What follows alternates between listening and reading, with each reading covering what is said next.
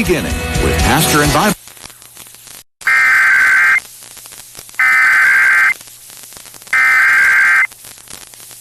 The National Weather Service in Missoula has issued a severe thunderstorm warning for northwestern Mineral County in west central Montana, west central Sanders County in northwestern Montana until 7:30 p.m. Mountain Daylight Time.